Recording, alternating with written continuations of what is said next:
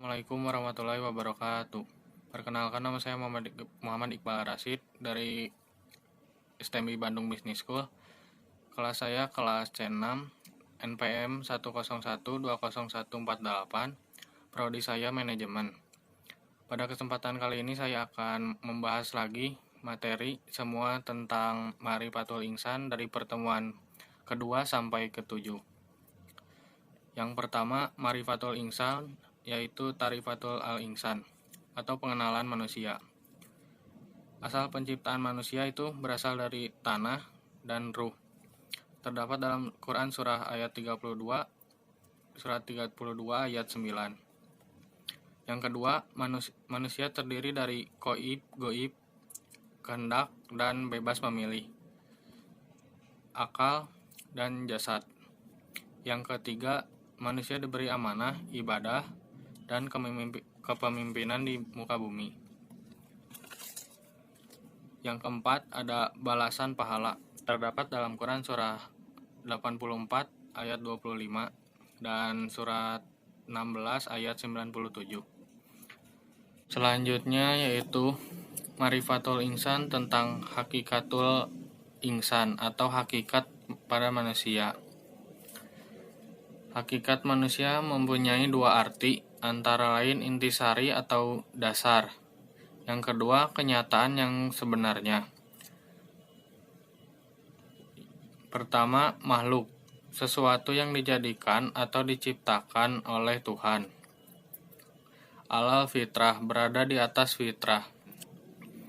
Disebutkan dalam Quran surah Ar-Ruh surat 30 ayat 30. Lemah, manusia diciptakan dalam keadaan daif atau lemah, dan terdapat dalam Quran surah An-Nisa surat 4 ayat 28. Dan selanjutnya, bodoh, manusia juga diciptakan dalam keadaan jahil atau bodoh. Yang selanjutnya, manusia itu fakir, manusia diciptakan dalam keadaan fakir. Yang kedua, dimuliakan, manusia adalah makhluk yang diciptakan oleh Allah Subhanahu wa Ta'ala sebagai makhluk yang paling mulia. Dia berfirman dalam Quran surah As-Sajdah ayat 9. Dimuliakan memiliki keistimewaan, ditundukkannya alam kepadanya. Yang ketiga, dibebani, manusia adalah makhluk yang mukallafun, dibebani tanggung jawab, yaitu ibadah dan khalifah. Terdapat dalam Quran surah Al-Baqarah ayat 30. Yang keempat, manusia bebas memilih. Manusia juga makhluk yang mukhayyarun, diberi pilihan oleh Allah Ta'ala. Allah berfirman dalam surat At-Takabun ayat 2. Yang kelima, balasan atau pertanggungjawaban.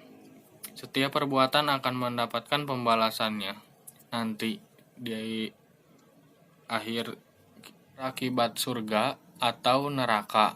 Terdapat dalam Quran surah Al-Isra ayat 36.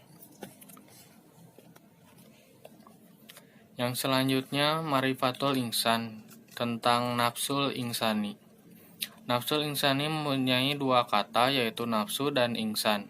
Nafsu berarti sebuah perasaan atau kekuatan emosional besar dalam diri seorang manusia.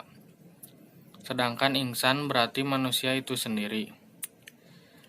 Definisi manusia, jiwa atau jiva, berasal dari bahasa Sangsekerta yang artinya benih kehidupan. Jiwa adalah bagian bukan jasmaniah, imaterial dari seseorang. Dalam Al-Quran memiliki arti, yaitu pertama, jiwa, atau sesuatu memiliki eksistensi dan hakikat. Yang kedua, nyawa, yang menyebabkan adanya kehidupan. Yang ketiga, suatu sifat pada manusia yang memiliki kecenderungan kepada kebaikan ataupun keburukan.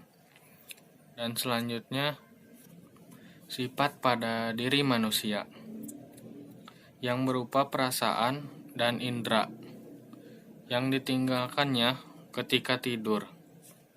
Kemuliaan seorang hamba itu dapat dilihat dari cara dia mengendalikan hawa nafsunya. Ada 3, yaitu diantaranya 1. Nafsu mutmainah. Yang kedua, jiwa yang aruh. Yang ketiga, jiwa yang aruh. Bedanya yaitu yang kedua tarik-menarik dengan al-hawa, dan yang ketiga dikendalikan oleh al-hawa. Yang selanjutnya Marifatul Insan, pertemuan 6 tentang sifatul insan. Yang pertama, manusia diberi jalan benar atau takwa, membersihkan jiwa. Yang pertama itu banyak bersyukur. Yang kedua, bersabar atau sabur. Yang ketiga, berhati lembut atau awah. Yang ketiga, yang keempat maksudnya kasih sayang atau rahimun. Yang kelima, suka taubat. Keenam, bersikaplah lemah lembut. 7, selalu bersikap jujur. Yang selanjutnya 8, terpercaya. 9, akan memperoleh keberuntungan. Yang kedua, jika jalan salah, diantaranya memperturunkan sifat tergesa-gesa. 2, berkeluh kesah, tidak mau berbuat baik, kufur, pendebat, pembantah, zalim, dan selanjutnya jahil. Pembahasan yang selanjutnya, pertemuan terakhir, pertemuan 7, yaitu tentang hakikah al-ibadah. Pembahasan yang pertama itu perasaan, sumber pelaksanaan ibadah. Terdapat dalam Quran Ar-Rahman ayat 13 yang berbunyi fabi'ai aliya rabbikuma tukadziban. Artinya, maka nikmat Tuhan kamu yang manakah yang kamu dustakan? Sebenarnya masih panjang lagi, yaitu ayat 18, 21, 23, 25, dan seterusnya sampai 30. Yang kedua, merasakan keagungan Allah Subhanahu wa Ta'ala. Terdapat dalam Quran surah 7 ayat 56 dan 67 ayat 1. Hal seperti ini disebutkan dalam Al-Quran melalui bukan hanya satu ayat, malahan banyak. Yang dimaksudkan dengan 6 hari ialah Ahad, Senin, Selasa, Rabu, Kamis, dan Jumat. Pada hari Jumat semua makhluk kelak diimpunkan, dan hari Jumat pula Allah menciptakan Adam alaihissalam, manusia yang pertama diciptakan oleh Allah Subhanahu wa Ta'ala. Yang selanjutnya, ibadah yang dilakukan merupakan tujuan menghinakan diri. Yang kedua, tujuan kecintaan terdapat dalam Quran surah 2 ayat 165. Yang ketiga, tujuan ketundukan. Selanjutnya dilakukan dengan penuh takut. Terdapat dalam Quran surah 7 ayat 55.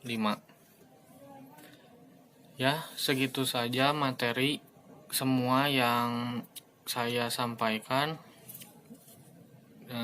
Mohon maaf bila ada kata-kata yang kurang atau materi yang kurang dimengerti. Mohon dimaafkan. Semoga materi yang saya sampaikan kali ini bisa bermanfaat bagi kalian semua. Billahi taufiq wal hidayah. Wassalamualaikum warahmatullahi wabarakatuh.